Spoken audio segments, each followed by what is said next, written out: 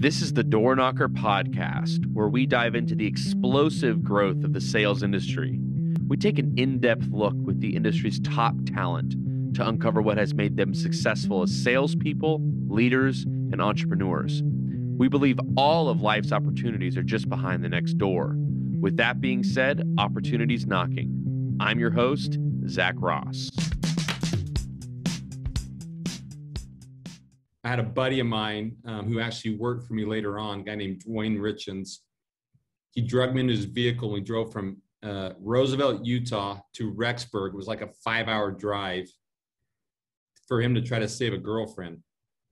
And we drove that whole way for her to like break up with him. And the only thing I remember from the trip other than that was laughing at him. That was a wasted like day of my life. Is I remember seeing this newspaper from BYU, Idaho, and it said I made $50,000 last summer. Some kid, it was like an article, and a kid was selling pest control. I'm like, there's no way. Wow. I mean, I was getting out of bed at 5 a.m., going to the gym at 5.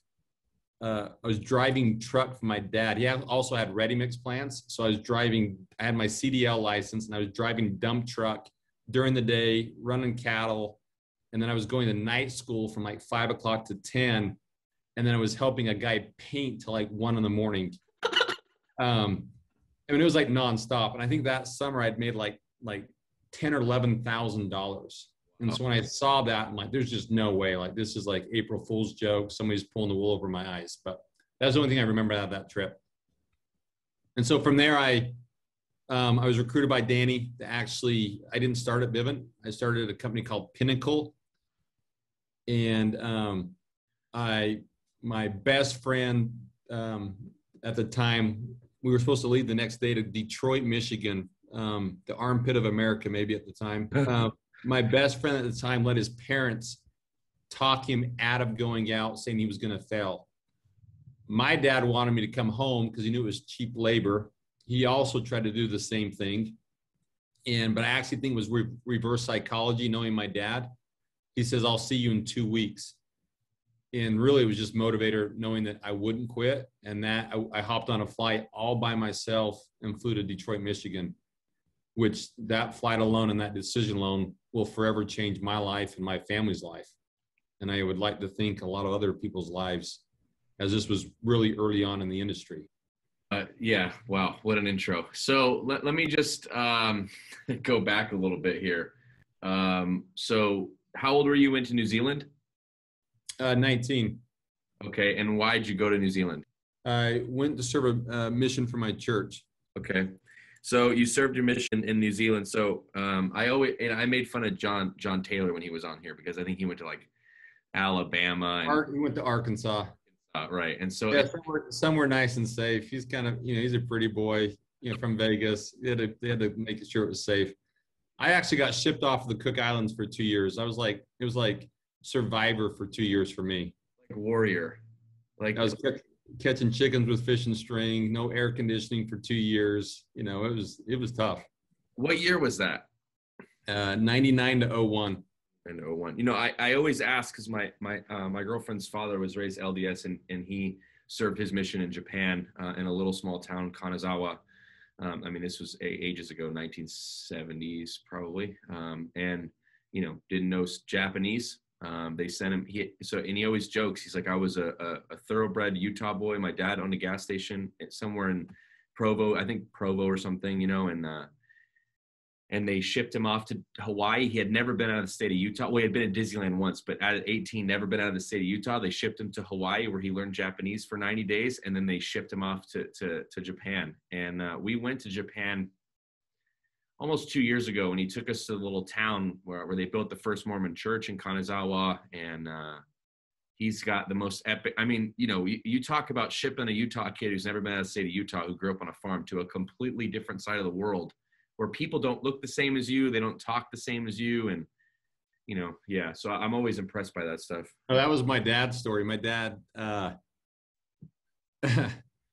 he'd always joke and said I was probably drunk and maybe had just had a cigarette. But he had a leader that saw something in him and said, hey, I think this is something you should do. My dad took the invitation, got his life in order, and ended up going to Taiwan speaking Chinese, and had never been on a flight, had never been outside of the state of Utah, and got shipped off to Taiwan for 2 years. And he'll say that, like, that single decision changed his life. But yeah, my brother actually served in Japan as well. Yeah, that's incredible. Japan's one of my favorite places. So what Pinnacle? I've never heard of Pinnacle. They were a pest control company? Were they? No, they were actually a security company. Security. They were in the early 2000s. Yeah. I always joke that everywhere we went, we always dominated. We actually outproduced Apex at the time that later became Vivint. That year, Pinnacle, when I was there, we did 18,000 accounts. Vivint had done I think 6,500 or 8,000 accounts. Ironically enough, I had a really good year. I sold 180 accounts my first year. I was the top rookie, but we didn't get paid. And so there was a big transition that took place where we all migrated to Vivint. Ironically enough, this goes back to show Todd Peterson's character. And I remember the meeting that I was in at Pinnacle where the owner stood up and there was some dialogue going back and forth because the industry was changing. This is going to date how old I am, Lee, but is that there wasn't an activation back in the day. And so because, a credit score and an activation determined kind of the merit of the type of customer you were getting. At the time, Todd had come out in front of his company because Monotronics had, just disclosed 2 weeks before summer was to start, change the program because everybody was just a dealer and they sold their accounts off. And so at the time, Monotronics came out and said, hey, we're requiring an activation. Todd's like, you can't do that. We have a contract. And they said, sue us. And so Todd, there was debate. They said, just don't tell your reps until you get them out in the summertime. Todd's like, I can't do that. So Todd told his reps and he lost, a third of his sales force. A lot of them left and went to other companies. Well, Pinnacle, we asked the question. I remember the meeting. There's a huge auditorium. There was probably 500 or 600 of us in this auditorium. And somebody asked the question and, the owners lied to our face and said, no. That's just Apex or Vivint. We won't collect an activation. And sure enough, they got us out there and dropped the activation on us. There was a big transition. A lot of us left after the year. They didn't have funding. A lot of back ends were short. And so I was actually done with the industry. And I was actually tricked by a buddy to meet with Todd Peterson. And the rest was history. I worked with him for, almost 19 years. Okay. So your first summer with Pinnacle, you were in Detroit. And you sold 180 your first year. Was that a summer or was that year round? Oh, there was no preseason. It was probably showing up second week of May and coming back for school. So yeah, go ahead. Yeah, I had, I saw thousands of reps. I think my tenure at Vivint, we had almost 40,000 reps come through our program. So I saw a lot of guys. I think for me, kind of, backing up a step, why I got in doing door to door. When I got home off my mission, my dad was an entrepreneur, but he didn't do a great job of kind of teaching what an entrepreneur is like. And I just thought somebody had this incredible idea in the middle of the night. It was like a dream. And all of a sudden they had this great idea and all of a sudden they become a businessman and you got a multi-billion-dollar company under your hand, where the reality is quite the opposite. And so when I got home off my mission, back up. When I was 14 years old, I had an event that happened in my life that forever changed my life. There's a couple that happened in my life that kept me on track, but changed my perspective of what I wanted out of my life. And one was when I was 14, I had just scored 28 points in a basketball game. We obviously dominated and I was feeling pretty good about myself. And I remember it was just my mom and my dad. There were 5 kids in my family and we hopped in our Aerostar minivan. And we were driving the 30-mile drive home. And I remember my mom telling my dad that we couldn't afford the mortgage payment for that month. And so interest rates were, high teens at the time. And I realized at that point in my life, probably the first time in my life, that we were poor. And they always say there's some conversations you shouldn't have in front of your kids. That was probably one of them, but I'll forever be grateful for that conversation. And I was in front of the Duchesne sewage ponds at the time when we drove by. When I remember that conversation, I made that decision that night that I'd never, ever do that to my family. And so I thought about that conversation every day of my life. And it's probably been the one conversation I've thought more about than any other conversation in my life. And so when I got home off my mission, I had enough intuition. I interviewed the wealthiest person that I knew, which I didn't know a lot because I'm from the Basin. And it was Dr. Smith. And Kent Smith forever changed the course of my life. I asked him if he had it all over again, would he be a doctor? That was one of the things I was considering. And he said, no. He says, I would be an entrepreneur.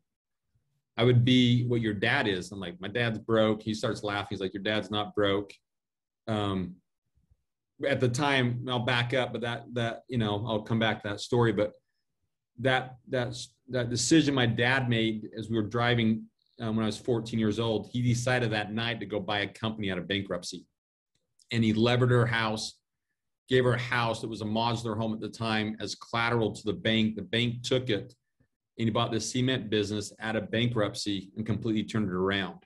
And super, super cool story. In the process, bought a lot of land, became a rancher, bought a lot of cattle, and built a really successful business.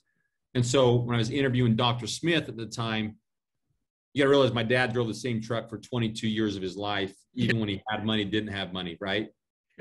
And so Dr. Smith said, no, I'd be an entrepreneur. And I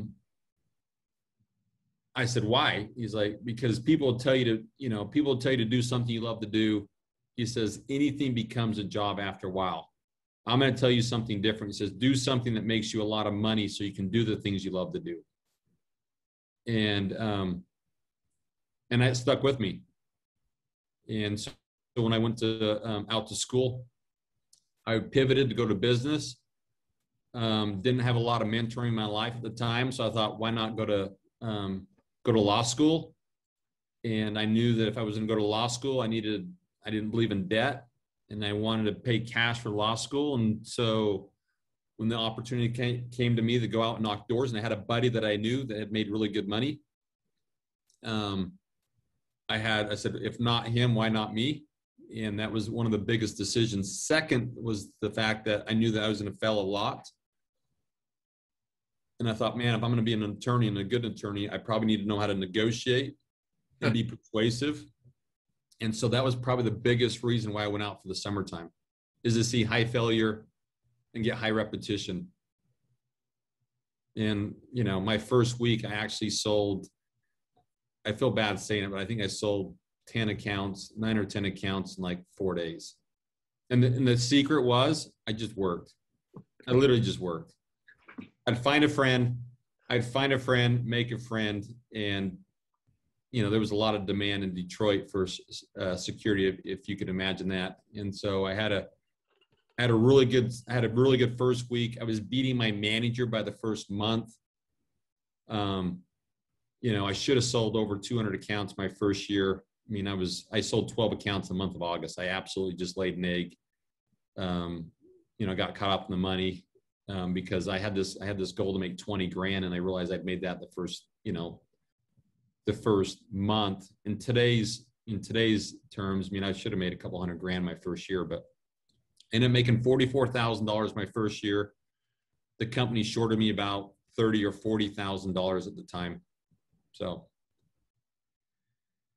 okay, a lot of nuggets, man, and that's okay. So let's just, and this is not, and I could speak for myself. I'm always like, hey Lee, what's the secret? Or let me read enough books, or let me just get the sales cycle, and Let me get the pitch down and and Leo literally look at me just point blank, man to man, and say, just knock more fucking doors. That's like every single time. And I see it more and more if I recruit people or whatever.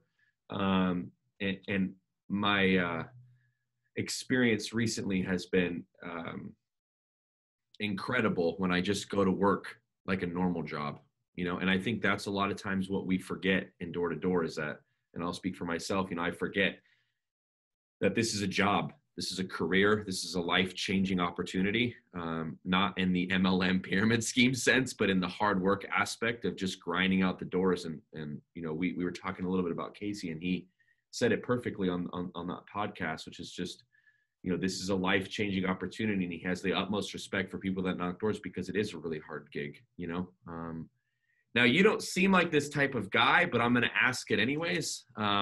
Your first summer, did you have any moments where you wanted to quit, or you emotionally were shook up, or anything like that?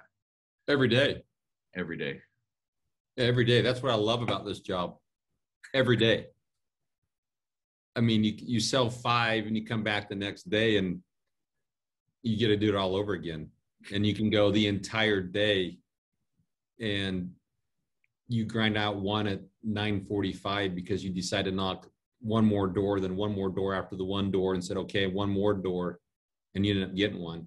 And every day, I think it crossed your mind. I think the difference in people like, oh, he was lucky. I'm like, no, I had 21 years of my life and my dad, my grandpa, preparing me for that opportunity. I had done a lot of things a lot harder than knocking doors. Some of the jobs I laugh. I remember my dad giving me assignment, and he never really tell me how to do it. He just say, this needs to get done and let me go figure it out. And so we had this, I think we had pretty good street smarts, but I remember this one job, I had to climb up inside the cement mixer and jackhammer the fins to get the concrete off. I think it's in like one of the dirtiest jobs you could do. Remember that TV show? Well, this is one of the dirtiest of all dirty. I didn't have a small jackhammer. The jackhammer that he'd given me was 80 pounds. So I'm 18 years old with this 70 or 80 pound jackhammer up in the fin of this cement mixer. And he's like, and the last thing is like, do not puncture the mixer. You put a hole in it. It'll cost me thousands of dollars. Do not puncture the drum. And, I spent all day. And the getting this hole is, it's probably like, an 18-inch hole to crawl through, and then obviously opens up. And so you're just like, it's congested, it's heavy, it's hard work. And that was stuff that we did every day. And so I went back to like knocking doors. The worst thing that somebody can say to you is no. That's it, is no. And so I literally turned it into this game. And I always asked this question. I just became a student of the game. And, going back and saying, one is I saw an opportunity really, really early. I think that most people didn't see. And I just had this thoughts like, man, there was no process, no sales process, no way to go do this. And every objection, I'd start like thinking about it, dwelling on it over and over and over again. It's like, there's got to be a better way how to sell these things. And so, I think in that process, we kind of created this program where I think we built the best way to go sell in general. Started, selling really proactively, being proactive with what the objections would be and bring them up in a manner that wasn't offensive, and you could get rid of a lot of the objections before they ever came up. And so the sales process became a lot smoother. You create a lot more integrity and trust with the customer. So. Goggins calls that the cookie jar, right? So Pinnacle in Detroit, that first year, and then what happened to you year 2? Was that when you went to Vivint, when you met with Todd Peterson in the arena or wherever? Yeah, I showed up to this country club. This is how like backcountry I was. And we showed up to the country club, and I was with Jared Young. He was my roommate at the time. And the whole industry was in turmoil because people hadn't been paid at Pinnacle. Jared was getting bought off. and I knew he was getting bought off, but I wasn't paid. And we show up to Riverside Country Club and walk in this meeting. I said, "Hey, Jared, don't we have to have memberships here?" He's like, "Oh, no, no, no, no. I know somebody here." Well, we walk in, and Apex was holding their manager meeting, and there was like 8 managers in the room, 8. And Todd says, "Hey, I want to welcome our 2 new managers, Jared and Bowdy." And I'm like, "What the?" Never met this guy named Todd Peterson in my life. And I wasn't an easy recruit. Like for me, it was like, I knew I had a skill set, but I kind of trusted the first time and got taken advantage of. And I was really thorough in doing my due diligence before I actually made the decision. And one thing about Todd is it was an open book for him. You know, he showed me check after check with what guys had made with him. And I think I was more interested at this point of who he was and what he was doing in his life with real estate and other businesses. That, you know, that was kind of the decision I made. And you know, I was there for a really, really, really long time. I want to touch on a couple things that I've kind of gathered from this before we go to that is, you know, so I was talking to Pat Mendez last week on the podcast episode to be out soon. And he was talking, he said, you know, if you were to go out and knock with me, he's like, you would think I'm a psychopath, right? Because he's like, my self-talk is just so good when I'm out because I have to keep myself motivated while I'm out there. And I'm hearing you talk a little bit and you know, this assuming the sale kind of thing, right? Like, you know, and I've been doing that a lot lately. Like, you know, I need to knock this many doors because I know I'll get at least one account created by knocking this many doors every single time. If I just not, and I'm assuming the sale as I walk to the door. What was that like for you? You know, I think the biggest breakthrough that I had was in, I sold like 180, managed my second year, sold 180, then I sold 240 managed, and then year 4 I sold 360, which is unheard of at that time. But that was the biggest thing, is I just changed my story. And, you know, rather than having these self-limiting doubts, where I was from, small town, didn't belong here.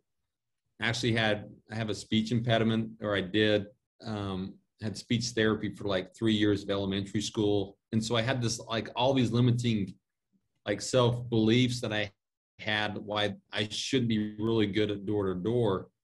And the reality is it's the process of just repetition and how you view yourself. And I remember, like, you know, when at the time, nobody ever sold 300 accounts. There was a guy named Jeremy Pixton, and that was it. And that was my one goal, is to whoop Jeremy Pixton, sell every day, and sell over 300 accounts, which the hardest of the 3 was to sell every day, because it's really, really easy to sell big numbers. It's really hard to sell every day because you have to be in the game every single day mentally. And so I had to go back and focus, you know, every single day, good day or bad day. I think about it like with James Lawrence right now, the Iron Cowboy, doing 100 Ironmans in 100 days. Doing 100 Ironmans is it's doable, but to do one every day after a bad day or going into a bad day, you know, a bike crash or whatever that may be, like that's what makes it hard, is you get to, you know, regardless of what time you go to bed, tomorrow you get to get back up and do it again. I mean, and I think that's what was the beauty of this job that it taught me, is just the things you can control, the inputs. You always have a choice of what are you going to do today. And that smallest choice has such a big impact, you know, overall, you know, what time. And for me, I was just really, really religious at what time I got on the doors. More important than what time I got off the doors is what time I got on the doors. Because the momentum early gives you the momentum later. You create your own momentum. And I always, like, my entire summer, I spent with somebody at my hip. It always fascinated me that most people couldn't not sell with somebody with their hip. 2 things came back to me. They were either dishonest, right? Because generally that's why they wouldn't want somebody with them. My whole perspective was, if I'm going to go build a region and build the best division, the fastest way to do that is show and tell. Show them how to do it rather than just tell them how to do it. Wow. And so I constantly had somebody with me. And it was amazing how fast I could get somebody to sell once they saw it. And I mean, out of my 360 accounts, like I'd say 90% of those accounts were sold with somebody. So I'd knock with somebody till usually 4 o'clock or 5 o'clock, 4 o'clock, using that transition. Yeah. If I hadn't sold by 4 o'clock, that person was just going to be with me for the rest of the day, because I would never, ever transition during prime time. And that's why it was super important to get out early, because I could usually get a sale before 4. I'd break my day down in three hours, 1 to 4, 4 to 6, then after 6. And I'd always try to sell in those slots. And then once you get those sales, you really got to turn it on. I mean, like, you work so hard to get momentum. I see it all the time. People get momentum, get one sale, and go home. Well, that's the hardest one, is the first sale. If there was any gift I could give anybody, and I'd always say this, in the thousands and thousands of miles that I traveled, the hundreds of offices that I visited, would be if I could just give everybody a sale for the day, you know, what that would return, you know, momentum wise, because you know how that you have that shield, right, of protection. You got the ego, you have success, and success raises all ships. Let's get on this deal here. So you talk about selling every day. We brought up 100 Ironmans a day. You know, Pat, it's interesting when we strip everybody down to their rawest form in their early days and what motivated them the most. You know, I was talking to Pat Mendez, and Olympic weightlifter. He's squatted 600 pounds for 190 something days in a row. 6.5 months or something. He was trained by a guy, I can't remember the guy's name, but John Gonzalez, I think, who was a squat every day kind of guy. And that's really the mentality, even for myself recently, that's been so inspirational, is that, like, you like you just said, it's literally get up and go to work and then continue going to work, every day. So I just want to, like, make this super clear, because even for me, it can be a difficult thing to grasp. But, like, you did 240 accounts your second year. What year is this? Is this 2002? No, so my third year, my second year, I did 180, same thing, no preseason, 180 counts. My office did 1,200 accounts, which today is like whatever. Nothing. But back then, it was just unheard of. I mean, a great office back in the day was like stay open. 600 accounts, 700 accounts. I mean, it was like there was nothing. It's like building the railroad, right? You're like trying to just lay down, rail ties just to get through.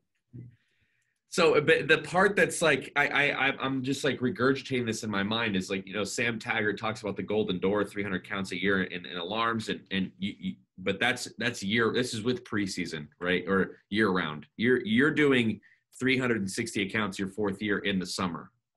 In the summer. So we're talking maybe May or start. I mean, the best guy, and I'll argue with anybody, because we look at actual, like, quality of count. Nobody ever can say, hey, what's a quality account, sold account, funded account, right? There was a guy named Troy Gokritz that I trained. He sold 400 accounts in 20 weeks. 20 weeks. I mean, I'm talking, and he got paid. It was like 408, and he got paid on 405 out of the 408. 20 accounts a week. 20 accounts a week for 20 weeks. Not $19 a month. I'm talking like a Vivint account. And so that was always the standard, like pulled credit, like. And so when you went back, it was just like, it was the inputs that you could control and the methodology of how you sold. I mean, the two hardest objections, when I figured this out on the doors, my life changed, is I'd go to bed at night saying, how do you sell old people? Because old people are always home. They always have good credit, and they always have money. But, nobody's pulling the wool over their eyes. And so from, like, one of the things that I realized, if you just speak to them and what their concerns are, a lot of the concerns go away. And so for me, it was like, who you are, the problem, the solution. So seniors, hey, I'm Bo, working with Vivint, running a proactive program. Why a proactive program? Was most people didn't put smart homes or security in their houses until after a break-in. It was a reactive decision because nobody understands how bad it sucked. And so when you address that issue, when somebody says, I'm not interested, you already know why, and it's because they hadn't been broken in. And so when you can speak to that subconscious mind, they are no longer getting away with saying, hey, it's a smokescreen objection. You now can have sympathy or empathy towards them, saying, hey, look, I understand why you're not interested. Makes sense. You've never been broken into. Now, if you had been, how does that change, right? And so it completely changes where you get a hook back from the customer to bring them back in. And then it comes back to just the value. How do you create value back in their life? And so whereas a lot of guys are like, hey, look, this is what I'm doing, show and tell, it doesn't get you anywhere. You have to go back to the individual customer, which for me was those two things. Either they had value created in their life by a break-in or something happened, or they hadn't, you speak to that, they no longer can get away saying, hey, I'm not interested. And it completely changed how I sold. And seniors was the same thing. Hey, this program's for seniors on a fixed income, right? Well, now all of a sudden they're saying, hey, that's me. That's who I am. You identify with me. Really good nuggets, man. Thanks. I'm totally going to steal that. I'm sure you're probably not going to mind too much, but I'm definitely going to take some of that out there. So I want to go back to like, you go to Detroit, you come back, you have this meeting, with your boy, Jared Young, at the country club, the Apex management meeting. You're finding out just out of the blue, you're not getting paid for work done with Pinnacle. Then you're walking into a situation where you're, all of a sudden in a room with guys you've never seen before. And now you're a manager at Apex, right? Did you have a team at that point, where you guys kind of just like, okay, cool, here's some deal, let's go pound pay. I mean, how did that, what kind of happened after that for you to like, you fell into something realistic? I mean, you worked your way into it, but kind of just got dropped onto your lap that day at the country club. So kind of what was your experience right after that? Well, other than you being lazy. Well, those are the three objections, right? And so at that point, people that weren't lazy would come out with me on the doors. I was very confident in my ability. I wasn't trying to trick anybody.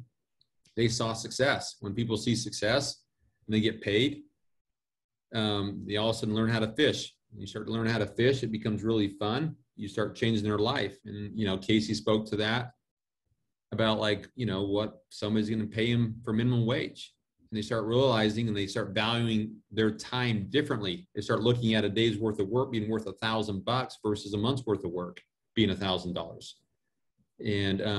And we try to take this to a professional sport. And Brian Tracy always spoke about this, is like getting the top 20% of your industry, then the top 20% of 20%. So the top 4%, if you get there, you'll never worry about money again.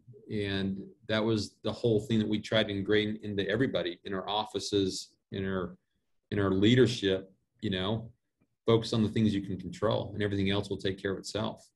Brian Tracy's my favorite. Absolute. Yeah, that's. I listened to, side note, kid you not, Psychology of Selling. I listened to that book the year I sold 360, maybe 200 times. That was it.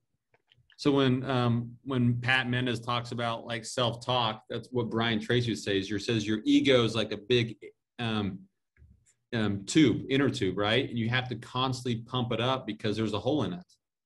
And so I'd go between doors. I like myself. I'm the best, I got this. And which is fascinating. Like I look back at like, I wish I'd have known that my senior year playing basketball. I watched my boy, now it's 10, on the basketball court. Nate Butler's played at TCU, one of the best basketball players out of Puerto Rico.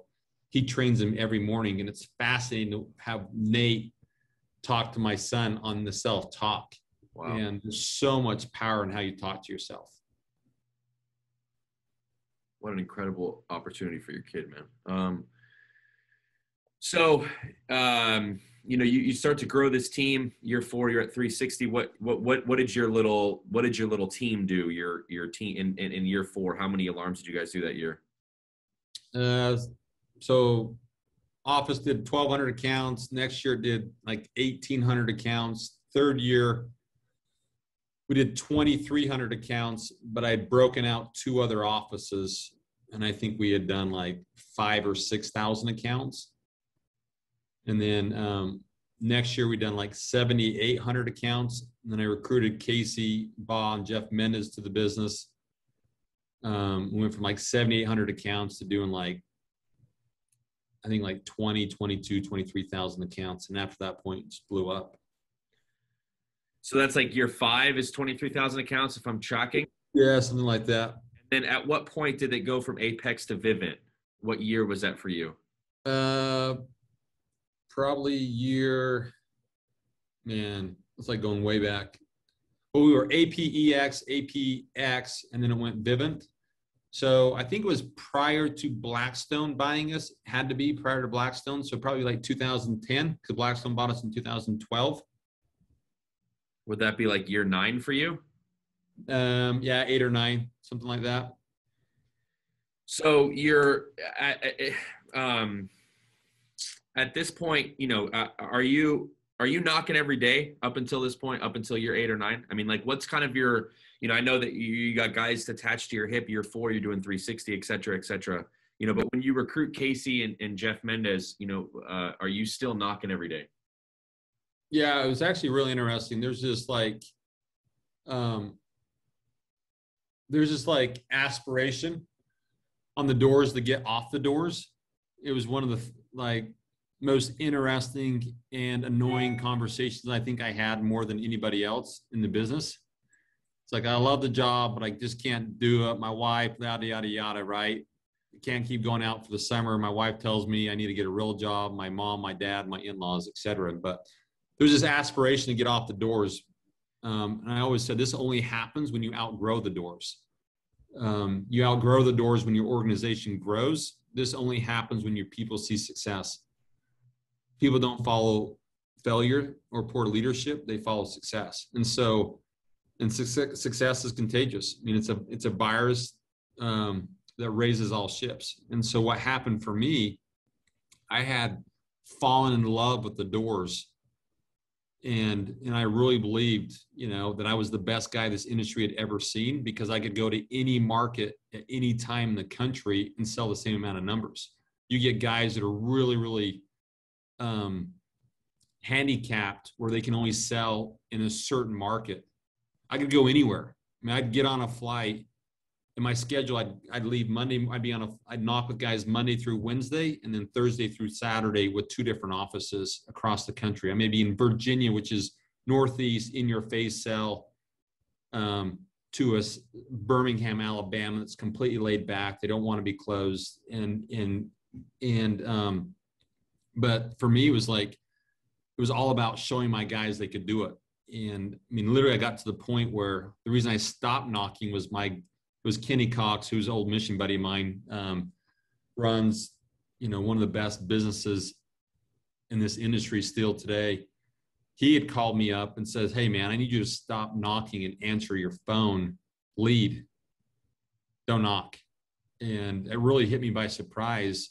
My region that year had done over 30,000 accounts. And I think I still sold, you know, I had sold 5 that day on a Saturday. And I think for me, I finally had like outgrown the doors, because I had other things I needed to go worry about, like vision and culture and growing young leaders and you know, being to make sure I'm there that my guys can actually knock doors with other stuff that has to happen in the business. But for me, it was never to get off the doors. It was to perfect the doors, to make it easier for everybody else.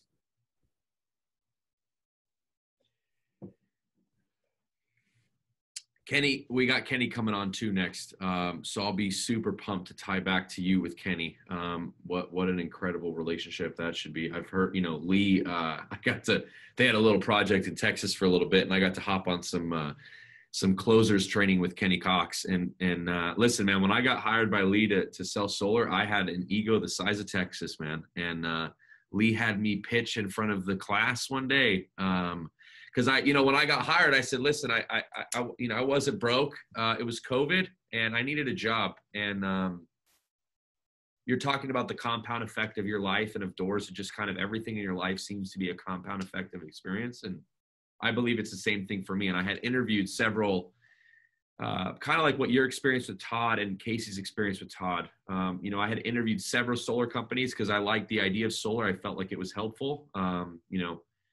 And these guys that I met with, I didn't like their culture. I didn't like where their head was. I didn't like what they were about. I didn't appreciate kind of their mentality. And some just fell into Lee's lap. And Lee interviewed me and he said, well, what do you want to do? Because we have a setter closer model. And he said, what do you want to do? And I was like, I'll do whatever you want me to do. I don't care. I need a job. He's like, well, are you hurting for money? And I said, no, I'm not hurting for money, but I literally just need something to do because I like to work, because I'm the kind of guy who innately I'm lazy. And like what you're saying is if I have a place to be in a time and I know where I'm going to go, and I've completely ripped off Casey's Sunday planning, which I know it's applicable to LDS and mission, et cetera. But I never even did that in my whole life.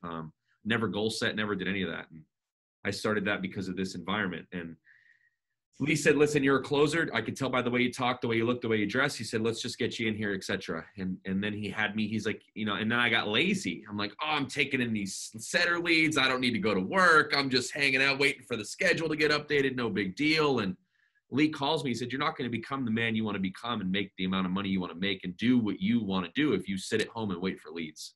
He goes, I have no problem with you doing that. You can do that if you want, but this isn't the person that you've presented to me. And he had me pitch in front of the class. And he looked at me and he said, that was terrible. And then one time he said, listen, there's this guy, Kenny Cox. And I just want you to hear this training. And he went through, I think it's 9 closes, I think is what it is. And I literally have that saved in my phone, and I literally look at it every time before I go in. And I remember exactly what Kenny says, exactly down to every single one, up until walking to the door and get ready to close the door and say, hey, ma'am, I just had a professional curiosity so I can do my job better. Is there anything I could have done that would have probably changed your mind and maybe made more sense to you? And it's incredible how grateful I am for guys like you and Kenny and Lee who and Casey and all the name, but just by the one little training with Kenny, it was a 30-minute training, which to him is, you guys, it's just what I do, but that has changed my trajectory in the home because I've tried to not do it, right? Like the sales cycle that you created that then went to Lee, that then went to, blah, blah, blah, down the pipeline to me. When I tried to change it just a little bit, because I got, I'm smarter than everybody else, bro. That's right. I didn't do I wasn't successful doing that.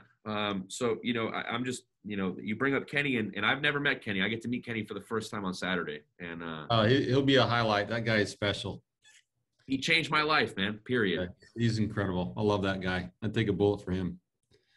No, I think the bigger thing going back to just, thinking about your audience is if the in route's just to get a sale and make ends meet, that's kind of short-lived. If it's just to buy something else, it's short-lived. That was never the reason for me to do that job as long as I did.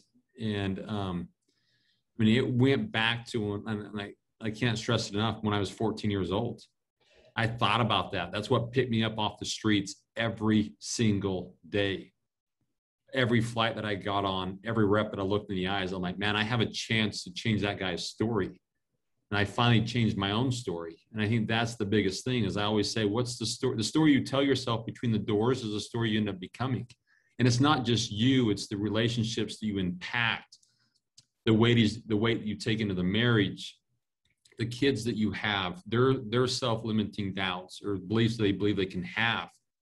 And so that was one of the things I'll be most grateful for in my time on the doors, was me changing that story. That every day when he went to the door, you get to tell that story. What's the story you're going to tell today? And it really is how you are. If people are rude to you, you can be nice to them. One of the coolest experience that I had knocking doors, I'd read that morning, I'd flown to Denver, I'd trained in an office, and I'd train on an objection that basically it was on the How to Master the Art of Selling, I think was the book. And basically say how to give empathy. Next time a customer blows up on you, just take a step back, literally physically take a step back, put your hands in the air and says, hey, I'm sorry. Whoa, whoa, whoa, whoa. It sounds like you've had a bad day. Why don't you tell me about it? I'm like, there's no way I'm doing that. That's crazy. I'm not a therapist. It happened. I'm training a rep on the doors, and it was one of the meanest customers I'd ever had in all my life. And she blows up on the doors. It was a no soliciting sign. She blows up. I'm like, can't you read? I'm like, obviously I can read.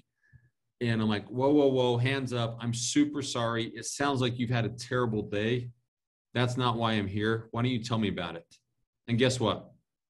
She did. She threw up on me. She told me everything. Her friend had just got indicted.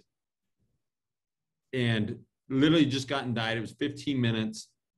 And, you know, she was really emotional. Then after she, you know, threw up on me, she's like, hey, what are you doing? I mean, I felt bad at that point, even like pitching her. And, so I go ahead and, I pitch her at that point. And she was moving. So she's like, hey, I'll take a card. We'll put it in our next home. We're moving right now. But that changed me. Like that one experience changed me, that like the doors that you knock, we're too selfish in how we knock. We're knocking for our pocketbook. But if we're knocking to really make a difference in the customer's life, whether it's solar or fixing the roof or, pest control, if we're knocking for them and providing the best experience and knowing that they have a lot of crappy things going on in their own life. You got broken marriages, you got, you have jobs, and you have, all these things, kids that are sick and, and kids that are struggling, and they have the weight of their world as they come to the door. Well, what's amazing about this job is you get to diagnose those things, and you get to, show love wherever you're at and how you treat people, regardless if they say yes or no. And I think that's really, really, really powerful. And that experience changed how I approach the doors. It became just a bigger game. Like, how do I make a difference in people's lives, whether they buy or not? So there you go. There's another tip for you the next time somebody blows up on you. Say, hey, sounds like you've had a rough day. Why don't you tell me about it? I'm literally going to do it, and then I'm going to call you and let you know how it goes. I'm going to bring up something, I'm beyond blessed and fortunate that you guys will even talk to me. And then, I got to edit the stuff, and I got to post it, and then I got to knock 6 days a week, and I got to work, and I don't get to, and I got to read, and I got to go. I mean, I don't get to listen to you guys after this usually, and I'm like, not got to, you get to, you know what I'm saying though, right? Yeah. I like that. Yeah. I get to have this opportunity in this life, and it's an incredible life. And so, just yesterday I'm editing Pat while I'm when I bring the new talk into the old one, and I hear Casey come on, and I'm texting Lee, and I'm like, holy shit, I'm like, what a nugget. And Casey literally said something to the effect of what you said. What you bring to the doors is everything you've done in life up to that point, the good, the bad, the ugly. I realized I was not very strong mentally and emotionally. I thought I was, but I wasn't. I got my ass handed to me on the doors. And he talked about being a grown man and crying at the doors, yeah, every experience. It is interesting. I found out that I had the opposite. Like, it was really, really powerful. Like, I look back at like some of the stuff I did. I mean, I love Casey. Like, he's one of my best friends and the best partner that anybody could ever have. And we were complete opposites. I realized on the doors of how well I'd been prepared in my life. I mean, I worked 6 days a week. Like, I could show you what a man's day's worth of work was. It wasn't 8 till 4. It was 5 till 10. You had water turns that you took. You didn't finish because the day was done. You finished when the job was done. And that's door knocking, right? You just don't go say, hey, look, I'm on the doors at 1 to 9. If I didn't get one, good. That didn't count. It doesn't count on the ranch. It doesn't count when you run a business. You have to execute. If you don't cover bills, you go out of business. And so for me, I discovered that I was actually really, really good at it. For the fact that I just outworked people, had a better attitude. I worked harder. I was better at connecting with people. And I learned that on my mission. Like, I was on an island I was on an island called Aitutaki for 13 months. They had like 1,000 people. I mean, I could have knocked every one of those doors in a week. There was 1,000 people, not 1,000 doors. Yeah. So I spent time like getting to know people. And because my dad sent me this, my dad wrote me like 4 times. Right? He wasn't a man of many words, huge example. I remember sending me the story saying behind the strongest walls, there's always one loose brick. And if you can find the brick, the wall will fall down. And that became my goal and my mission is like, how do I just pull the brick out and make a difference in somebody's life, plant that seed? Well, that's what I did in Detroit. I'm like, man, I don't have to knock 10,000 doors. I only have to sell one person. One person. I just need to find that one person and spend enough time with them, then I'll sell them. And that's what I started to figure out. So then I got really good with the one person, then two, then three. And then you started realizing what a good look was. When you got a good look, you know who to spend time with, right? And but I think that was probably the opposite for me. I didn't cry because I realized like I was unbelievably resilient because of the amount of crap that I'd done growing up.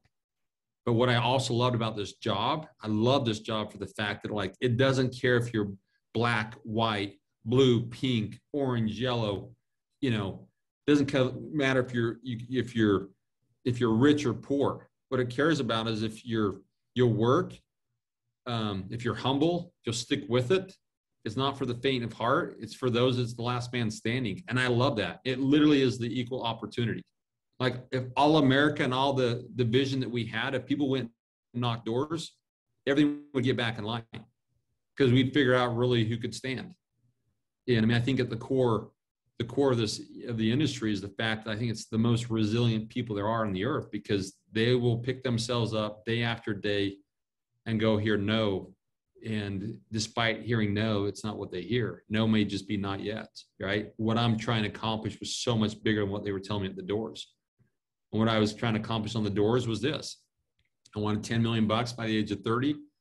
I wanted to be retired by the age of 40. And I was willing to do things that people weren't willing to do so I could do things that they could do later on in life. And every day when I got out of bed, that's what I was doing.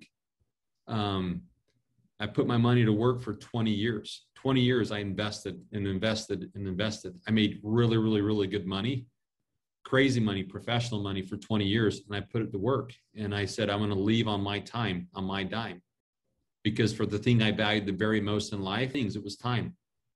And that's what I realized is when I went back to Dr. Smith's interview is when he says, you know, make a lot of money so you can do the things you love to do. I tweaked and said, hey, make a lot of money so you can do the things you want to do when you want to do it, which for me, the most important thing is time.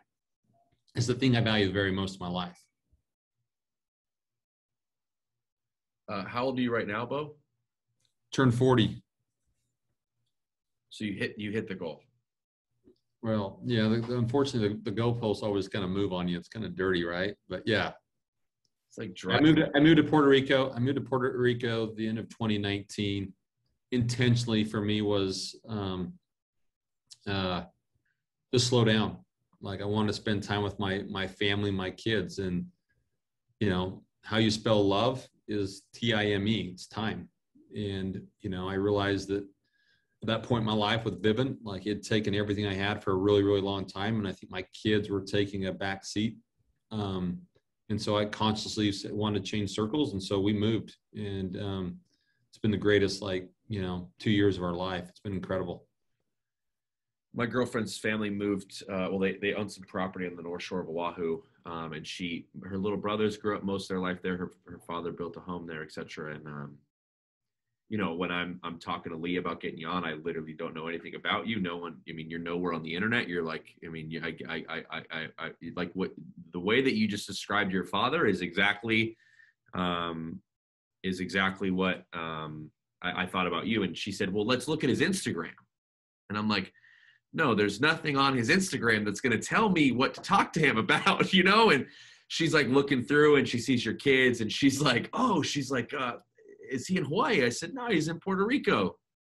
And that's like, you know, that's my goal. I have the same, it's a little bit longer than 40 because I started this industry at 30, which I'm not even mad about. And I have a couple of goals for that, but part of that's to slow down as well. And in that manner. And I kind of want to touch on, the authentic region, right? So, you know, you brought Casey and Jeff and you created this new team. And then when did it kind of become authentic? And the ripple effect of authentic is it's just compounded. And I mean, I don't know of a better, I mean, the guys that came out of your region, it's unprecedented in the industry. What you guys created and then what those guys have created. And Casey talked about bringing the new leaders in, but even the guys that are below the leaders that you brought in, you know, guys that have that are my age that are just, their lives are just unprecedented. You know, kind of when did that organically happen, and how did it happen, and what was that experience like?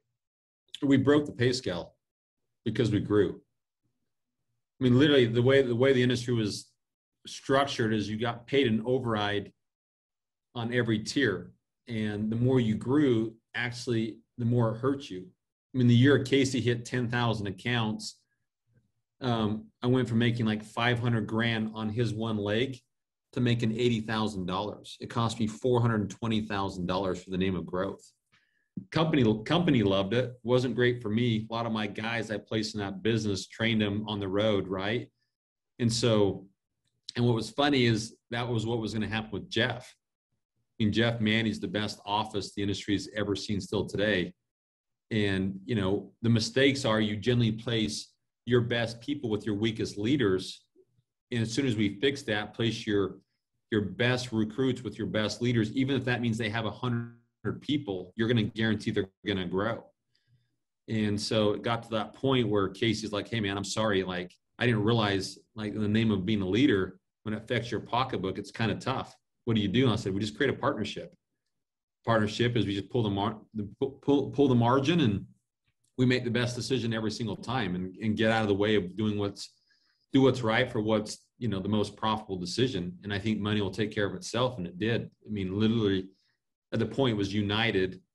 I think we'd done like 55 or 56,000 accounts, which is just insane.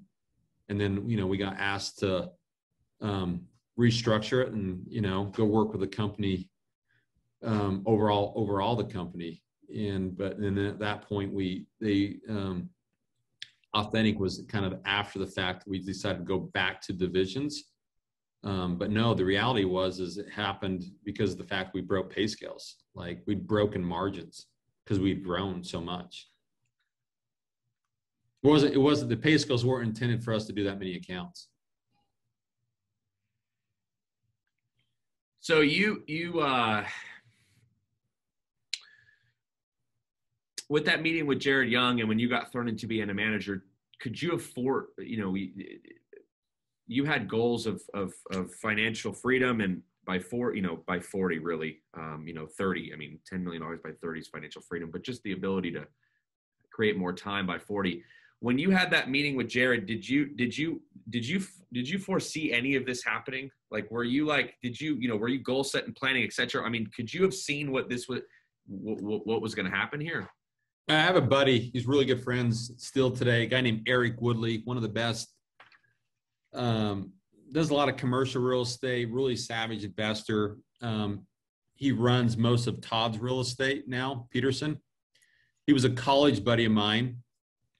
And he tried to talk me out of the business for years. He's like, when are you going to get a real job? I'd go to Sunday dinner with my wife's side of the family. That's all professionals, educated.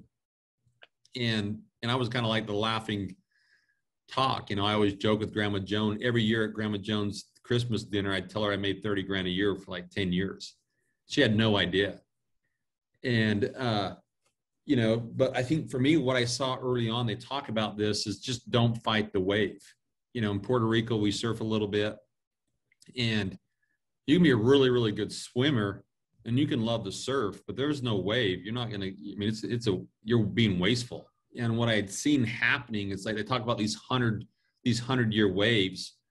I'd seen it in early 2000. I saw, you know, this opportunity coming. It was inefficient. You know, I was going to leave the business in like 2005, 6, just because it was time for me to go get a real job, right? JOB, just over broke. And, you know, I met Alex Dunn, who was, you know, was Vivint's president. He just joined Apex at the time. He was Mitt Romney's chief of staff, and he saw a huge opportunity. So he brought like Goldman Sachs and Peterson Partners to the table that took an equity stake in Vivint at the time. And he was the one that convinced me to stay. He's like, hey, look, this opportunity is so big. Let me walk you through what this means.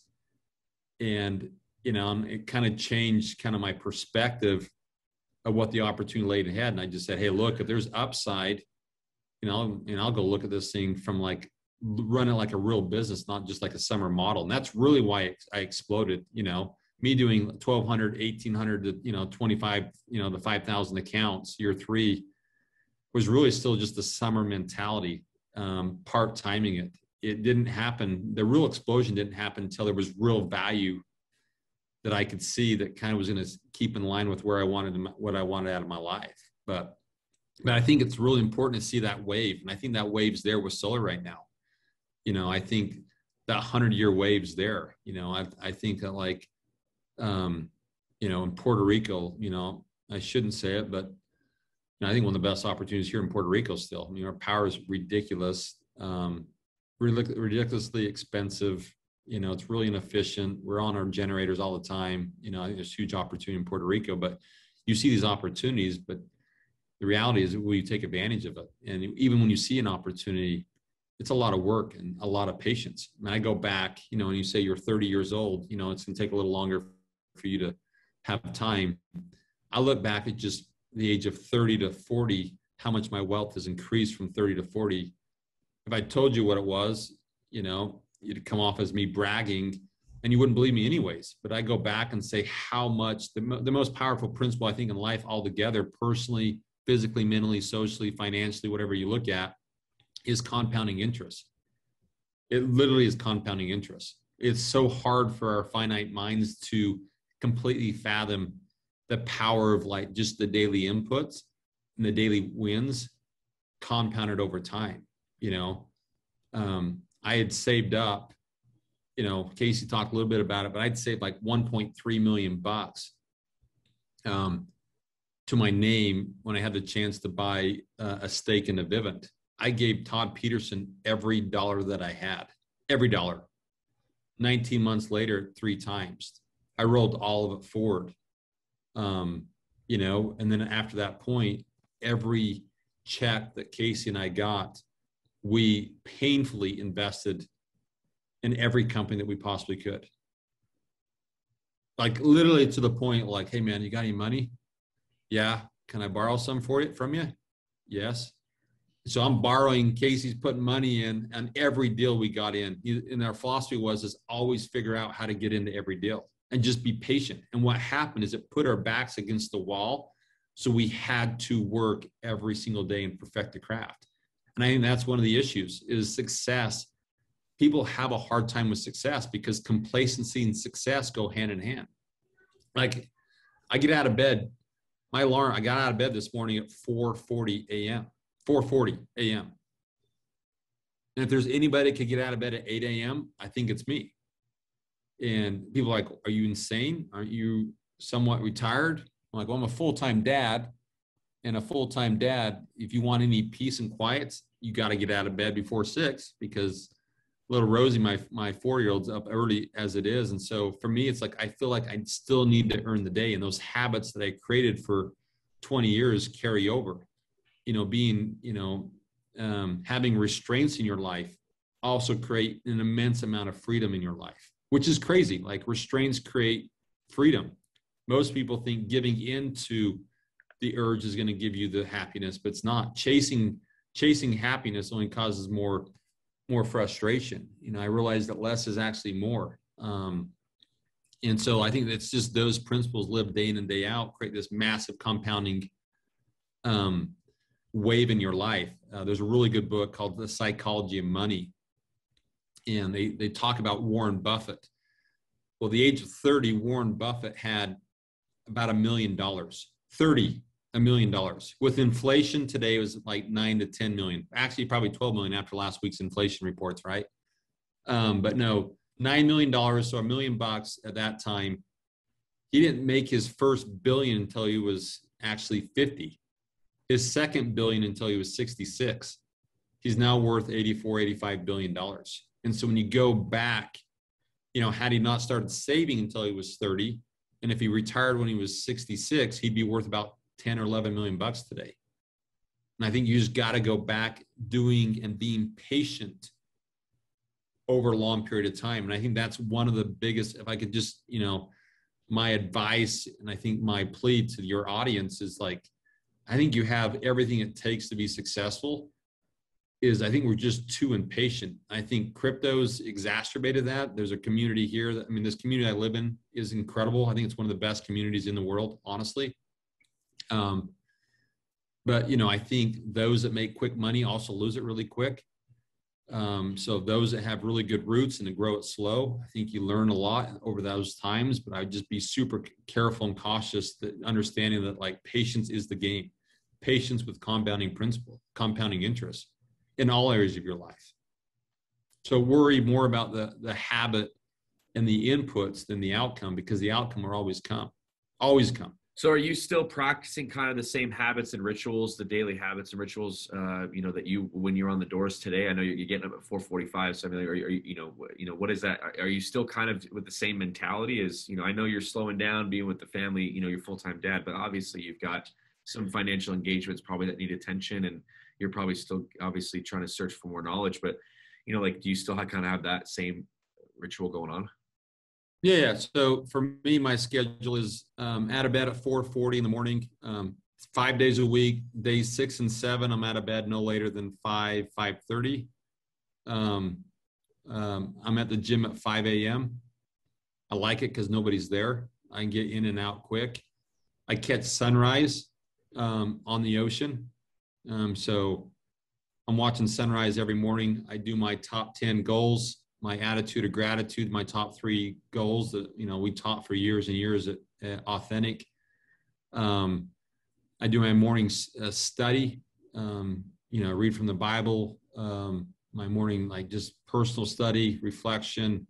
And then I actually go to a designated point and I do yoga every morning. It's one of the practices I picked up in the last 12 months as I've done yoga for the last 12 months. I wish I'd have been doing it for the last 12 years of my life. It's like the thing that's changed my life the most. And so I'll do a 25 to 30 minute yoga flow. There's an app called Down Dog that you can follow. It's awesome. And then I make it mandatory that I do a 15-minute meditation session after. And then I hop in the ocean and I swim. And that's my morning. And I watch my little man play basketball as Butler comes and trains him every morning. I'm there. And then morning study with my kids, my family. And then I'm, you know, because where I live, there's some tax advantages with like trading. And so by default, everybody claims they're a trader here. As I'm down like $1 million today.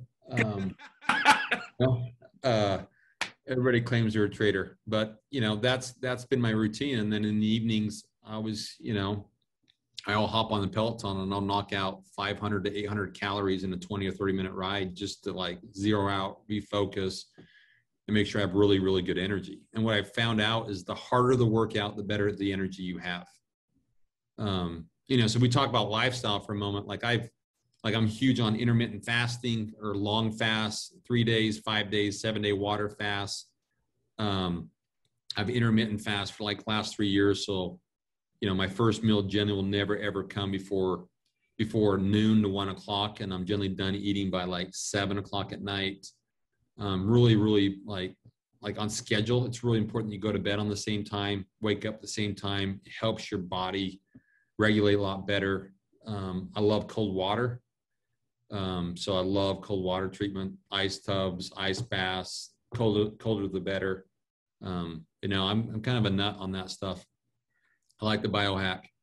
Yeah, like cryotherapy, right? I mean, like no. Cryotherapy is easy. I'm talking like 45-minute ice to your chin in a bathtub. Okay, like 30-degree water. Yeah, like the Provo River. Like when I was in Provo, we'd go year round in the Provo River. It was the greatest legacy is some of the boys still do it. They keep the tradition. Every Friday they hop in the Provo River in the off season. I love it. So.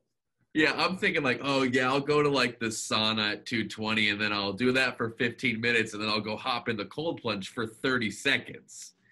But you're going to stay in there for 40. Okay, well, goals. I mean, it's just goals. You know, I can hashtag goals that. No problem. I mean, I'll check in with you in 10 years and let you know where I'm at. I like it. So many incredible nuggets even now. I just want to touch on a couple things, you know, man. And again, Bowdy, I really appreciate your time.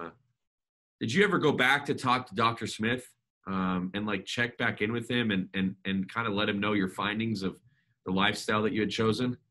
You know, really cool that you asked that question. I was thinking about it this morning. either my morning routine or when I was meditating. Last year, I'd set a goal to write somebody a letter every single day. And, and it's amazing how habits change. I'm a magnet to like sunrises, sunsets. There's something super, super powerful for me. Gives me a ton of energy as I watch the sun rise, and specifically sunrise. I always say that like the world's quiet early in the morning. So that's why it's really important to get up. There's no distraction at that time in the morning.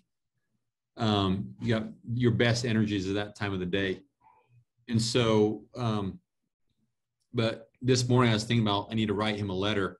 But last year I set a goal to write a letter to somebody every day of the year. And that would be one of the challenges I'd give your listeners on this podcast, is to do the same. And one is to forgive the people in their life that, maybe you've harmed or they've harmed you. And I had a scoutmaster, a guy named Mutt Dye, and one of the most incredible leaders I had in my life. Well, as I sent him a letter, what I didn't know and what he didn't know at the time is he had cancer. He received a letter and died like 60 days after. Oh my God. And my mom, my parents had a chance to take him the letter and just said he cried as he received that letter. And so I think for me is like, life's super precious. Had he died not knowing the impact he would have made in my life, I think it would have been super unfortunate. And so you're right. So with Dr. Smith, he's one on my list. I'm going to get a letter out this week to, because, he made a huge impact in my life. But I think that'd be one of the challenges, is to write a letter every day to somebody. And it's amazing how far you dig deep, a teacher, a first grade teacher, a fifth grade teacher, maybe a rep in your office that did something that was inspiring to you at the time. That's something you remember that you've always held on to. And I think it's really important you pay it forward and let them recognize that they impacted your life, because I think that's where I'm at in my life, is living a life of impact. Even though I'm in Puerto Rico, I think it's a better place to be, because those people and those relationships I have in my life, there's no financial incentive at this point in my life, right? It's just to try to make a difference in somebody else's life. There's a movie that just goes along with that kind of incredible statement that you just made. It's called In and of Itself. I don't know if you've heard of it yet. It's on Hulu. No. If you could carve out like an hour and a half, I would do that. It's Derek Delgadio. He was on Broadway. In and of yourself? And of itself. Here, I'll show it. I don't know if you can see this, but that's kind of what it looks like. In and of itself. I don't really want to talk about it because it'll give it away. It was a show that was on Broadway, and it changed my life when I watched it. So it goes along to exactly what you're talking about, and I think it'll probably move you the same way that it moved me. And I challenge myself to do that now too. So my girlfriend and I, we've been together 12 years, and for a lot of our relationship, we would have to live apart due to circumstances, and we would handwrite each other letters every day, and we did that for years and years and years. And there's really something to be said when you're away from your significant other for a period of time, or somebody that you love and care about, and they get something like that, because I believe God is in the paper. Maybe just you think about a school teacher that maybe is asking the latter part of their life, did I do enough? Did I impact anybody? And they can get a letter from you and just say, hey, look, for me, Mrs. Dunsmore, right? I was valedictorian, not because I was the smartest kid, because I was the best at like taking tests. And they always called me a smoozer, right? And I laughed. I just knew the game. And she wrote my speech that I gave at, my graduation. But she impacted my life in so many ways. She was incredible. Like the enthusiasm she carried to class every day. And, to be able to write somebody a letter and say, tell them thanks. I mean, how many kids do you think reach back to them? How many kids? Not enough. I mean, we live in a world that's all about ourselves and not reaching out. And I think that's one of the things that I think we have a chance to do, is make a difference in somebody else's life. Yeah, I love that, man. And I don't want to take up too much of your time, and we got to get into some training here in a minute. And then before we get off, or after we get off the podcast, I want to touch on a couple things, if that's all right with you. Take just a couple minutes. But kind of where do you see yourself, man, in the next like 5-10 years? You know, kind of where do you think this is going to go? You know, kind of what's your current goals, and you know, kind of just touch on that a little bit. Yeah, I mean, that's one of the, I think, huge blessings of my life. I've had a chance to have a lot of time to think and really ask, like, what life do I want to live, right? And for me, the most important thing right now is my family, my kids. Clayton Christensen has a really good book called How Will You Measure Your Life? A lot of people say that, like, their kids, their family, their friends are most important, but when you actually look at their finances, it's quite the opposite. You know, where we spend our money will reflect what's most important to us. And so I think, particularly, probably a lot of people on this podcast have a type A personality, very driven. And the problem when you look at like family or friends, some of those relationships aren't impacted as quick, especially with kids, right? It's generally not a dividend that we're going to see for 10, 15, 20 years, much like an investment. You know, you pay the piper in like the gym, or you buy a new shoe or whatever that may, you see that impact immediately. Your friends, you don't. Family, you don't. So more, especially kids. And so I think for me, the focus for me right now, my youngest is 4, my oldest is 13. You know, I always looked at money differently. I think a lot of people chase money for things, and they're going to always chase the rest of their life. For me, it was always time. And so when I go back right now, I mean, I've networked into some incredible humans here, like unbelievably smart, unbelievably successful. It's the most successful neighborhood I've ever seen, and probably one of the most successful, honestly, in the world. And you take like the gurus of crypto, they're in my community. You take top VC firms in my community. And so there's a couple of us that, a buddy has created a fund. I've actually started doing a lot more work than I anticipated. We got like 4 or 5 really cool companies that we're in due diligence with, that we've invested in, that we're helping them build out a team. One's really, really disruptive.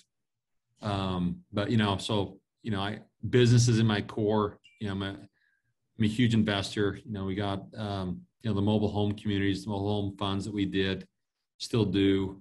I'm a land nut. I love land, and I love a good deal. And most importantly, I love just to try to make a difference in somebody else's life, whatever that may be, so they don't make the same dumb mistakes that I've made, whatever that may be, which is a lot. Yeah, man, I appreciate that. And I appreciate, again, you carving out some time for us, man. I'd love to have you on again in the future, talk to you some more. I know Lee's got a couple things he wants to talk to you about. No, Bowdy, I just appreciate you coming on. And it, you and Casey and Jeff have just had such a massive ripple effect on so many people's lives. It comes down to the compound effect and the compound interest of your life, and then what happens with the ripple effect of teaching other men how to live. And it's beyond sales, right? It's really, the whole person paradigm that Casey always talks about. But the men that I look up to in my life are good family men. They're men that believe in God. They're men that treat their children right. They're men that treat their teams right. They're men that sell with ethics. They're men that care about the people that they work with, and all manners. And it's just impacted me getting into the door-to-door industry when I was 40, to be lucky enough and blessed enough to fall into you guys' region in the Vivint organization, and just spending the small amounts of time, and just it's just insane to me how impactful you guys have been, just from hearing the weekly region updates, or hearing you at the Vivint Stadium, or hearing you guys talk. And there are so many nuggets in this podcast for me, as a leader, in leadership. I really believe leadership is servitude. Am I serving my people to the best of my ability? I share more in common with the story of, when Zach mentioned the cookie jar by Goggins. I hear a lot of Goggins, and just just a relentless hard worker, right? And that's just something that's bred into you. Just getting out on the doors. That's how it was for me. You know, I got on doors, and I did 7 my first week. I was rookie of the year 2017, but doors were always for me like, well, this is definitely not the hardest thing I've ever done.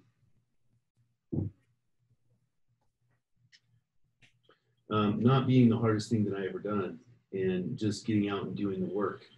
And, you know, I still talk to my team and I tell them, listen, I've not always been the smartest guy in the room, but the one thing that I've never stopped doing is working. And I just work and I work and I work and I work in the day and I work in the night. And you just go and you just grind. But working towards something and trying to emulate you guys in the things that you do, between your work ethic and the reading and the planning and the goal setting and how you treat your families. And, you know, I appreciate you coming on, and I'm just excited for people to hear your story. And, you know, I wanted to give you a personal shout out and a thanks for the blessings that you have passed down to me, where I can act as a conduit to what you represent and what I represent to emulate you, and what I want my people to represent and emulate. Because it's excellence is what it comes down to. It's just trying to be a better person every day. So I just wanted to wrap up my end by saying thank you and giving you a huge shout out of gratitude and appreciation. And I just have an immense amount of gratitude. Lou, much love to you, brother. You know that you've always been, you know, you talk about favorites, but man, there's nobody better than you, and we love you. You know, honestly, I think, you know, Casey and Jeff and I, you always hold a close spot to our hearts. And I think, you know, stuff you battled and what you've got through, and I think that's what makes you a warrior. And I think the thing that you got to look back in life, and I think sometimes we live a life of regret and say, man, I wish I could have been a little nicer as a leader, and maybe not so hard and goal driven. And, you know, you can't look back. I think the key is you look forward and just say, hey, look, you know, what's the best decision today? Who am I today? You know, and I think the most important thing is, you know, as I reflected back on my life, our worst critic is generally ourselves. And if we treated ourselves, I used to ask the guys, I'm like, if you treated your best friend or your spouse the way you treated yourself, do you think they'd stay married to you or stay your friend? And they absolutely no. And so you got to love yourself, not in a pompous or arrogant way, but, you know, in humility, and that you're amazing, you know. And I think when you look at that, and then you can go help your guys rewrite their story and how they talk to themselves, you know, you're in a position where people, a lot of the world's given up on them, you know, maybe because they look a certain way, or, you know, they weren't born with the silver spoon or wasn't given the right opportunity. A lot of them feel like they're cast aside. And I think for me, to the core, is like, I was going to be a millionaire from knocking doors, the real way, the hard way, the only way. And I was going to go, you know, do my very best to teach others how to do it themselves, how I live my life, how I conducted my life.